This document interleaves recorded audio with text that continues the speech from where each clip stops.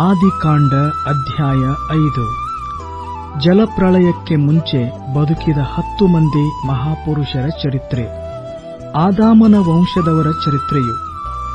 ದೇವರು ಸೃಷ್ಟಿ ಕಾಲದಲ್ಲಿ ಮನುಷ್ಯನನ್ನು ತನ್ನ ಹೋಲಿಕೆಗೆ ಸರಿಯಾಗಿ ಉಂಟು ಮಾಡಿದನು.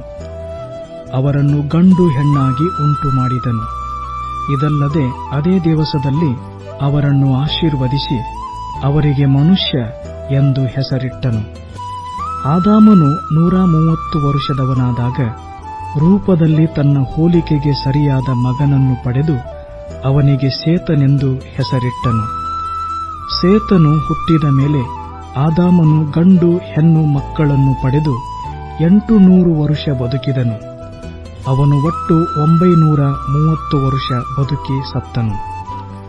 ಸೇತನು 105 ವರ್ಷದವನಾದಾಗ ಎನೋಷನನ್ನು ಪಡೆದನು.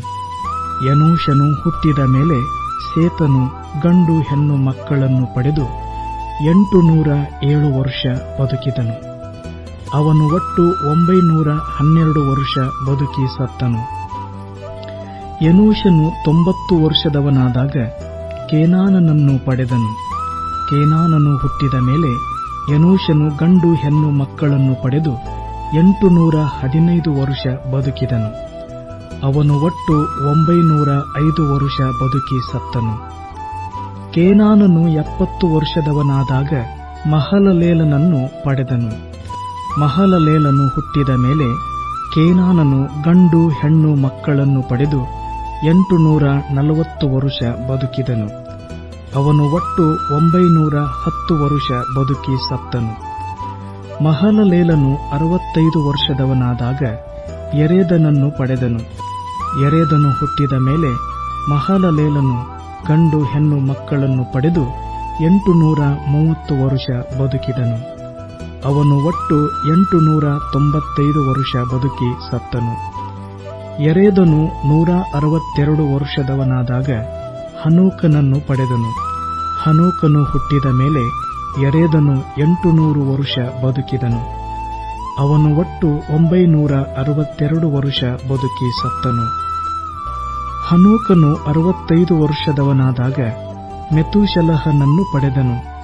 ಮೆತೂಷಲಹನು ಹುಟ್ಟಿದ ಮೇಲೆ ಹನೋಕನು ಗಂಡು ಹೆಣ್ಣು ಮಕ್ಕಳನ್ನು ಪಡೆದು ದೇವರ ಅನ್ಯೋನ್ಯತೆಯಲ್ಲಿ 300 ವರ್ಷ ಬದುಕಿದನು. ಅವನು ಬದುಕಿದ ಕಾಲವೆಲ್ಲ 365 ವರ್ಷ.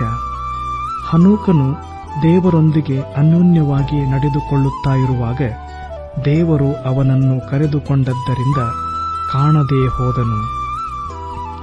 ಮೆತೂಷಲಹನು 187 ವರ್ಷದವನಾದಾಗ ಲೆಮೆಕನನ್ನು ಪಡೆದನು. ಲೆಮೆಕನು ಹುಟ್ಟಿದ ಮೇಲೆ ಮೆತೂಷಲಹನು ಗಂಡು ಹೆಣ್ಣು ಮಕ್ಕಳನ್ನು ಪಡೆದು 782 ವರ್ಷ ಬದುಕಿದನು. ಅವನು ಒಟ್ಟು 969 ವರ್ಷ ಬದುಕಿ ಸತ್ತನು. ಲೆಮೆಕನು 182 ವರ್ಷದವನಾದಾಗ ಒಬ್ಬ ಮಗನನ್ನು ಪಡೆದು, ಯೆಹೋವನು ಶಪಿಸಿದ ಭೂಮಿಯಿಂದ ನಮಗೆ ಉಂಟಾದ ಕೈ ಕಷ್ಟದಲ್ಲಿಯೂ ಶ್ರಮೆಯಲ್ಲಿಯೂ ಈ ಮಗನು ನಮ್ಮನ್ನು ಉಪಶಮನಗೊಳಿಸುವನು ಎಂದು ಹೇಳಿ ಅವನಿಗೆ ನೋಹ ಎಂದು ಹೆಸರಿಟ್ಟನು. ನೋಹನು ಹುಟ್ಟಿದ ಮೇಲೆ ಲೆಮೆಕನು ಗಂಡು ಹೆಣ್ಣು ಮಕ್ಕಳನ್ನು ಪಡೆದು 595 ವರ್ಷ ಬದುಕಿದನು. ಅವನು ಒಟ್ಟು 777 ವರ್ಷ ಬದುಕಿ ಸತ್ತನು.